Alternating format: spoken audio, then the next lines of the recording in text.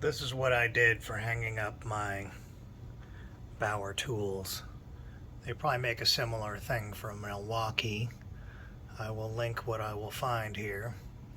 But this is it. You print basically a fake battery thing and screw it to a piece of wood. Then you can hang up all your tools where you can always find them. They're not in a big pile and ready to go.